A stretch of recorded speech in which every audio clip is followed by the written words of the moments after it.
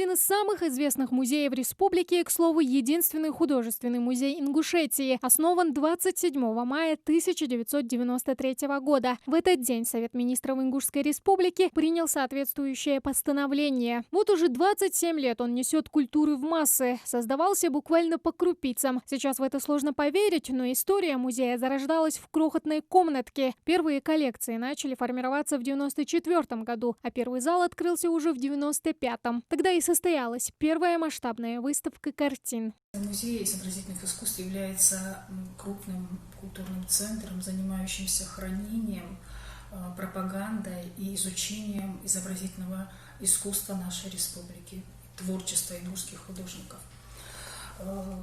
Немаловажное значение в нашей деятельности имеет выставочная деятельность. Мы проводим выставки как в стенах музея, так и за пределами республики. Нами было проведен целый ряд значимых персональных выставок таких художников, как Мурат Паланкоев, Зелимхан Исмурзиев, Иса Аушев, Зяудин Батаев, Башир Даурбеков и других ингушских мастеров изобразительного искусства. Предметы этнографии, графика, нумизматика, живопись, скульптура и декоративно-прикладное искусство. Сейчас в фонде музея более 2000 экспонатов из различных коллекций. Одежду мы здесь собрали, и скульптура, и керамика, и стекло, и деревянная скульптура. Все вместе оно отразилось в зал декоративно-прикладного искусства, который мы везде обозначаем, что здесь проходит экспозиция «Ингушетия мастеровая». Сбор и сохранение различных коллекций. Сотрудники музея ежедневно проделывают огромную работу научно-просветительского и научно-практического характера. Огромный вклад в пополнение нашего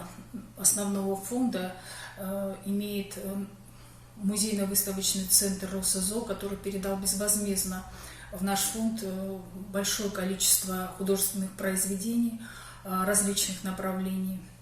И также мы пополняем по мере возможности наши фонды произведениями ингушских мастеров живописи и декоративно-прикладного искусства.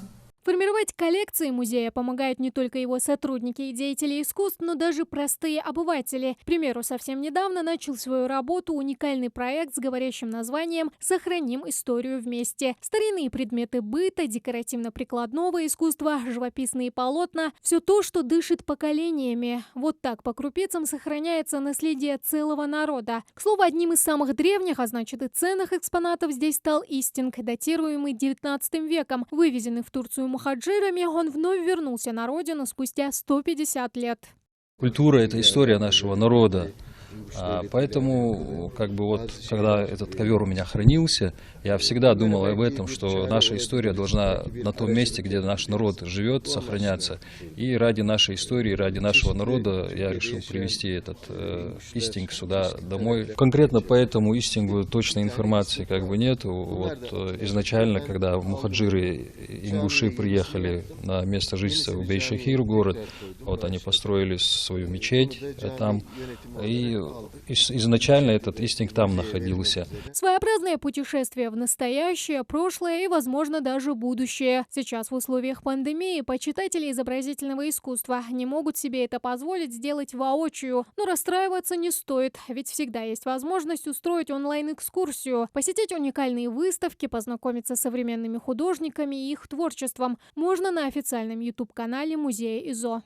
Я сегодня хочу представить вашему вниманию живописную работу «Натюрморт» Хризантемы и лилии и немного рассказать о биографии художника, известного русского художника Алексея Александровича Жамского. Работники музея надеются, что уже совсем скоро заработают в прежнем формате. Ведь культурная жизнь республики жаждет новых выставок. Поклонники жаждут увидеть новые экспонаты, а музейщики поделиться результатами своей непростой, но интересной работы. Тамара Хашагульгова, Новости 24.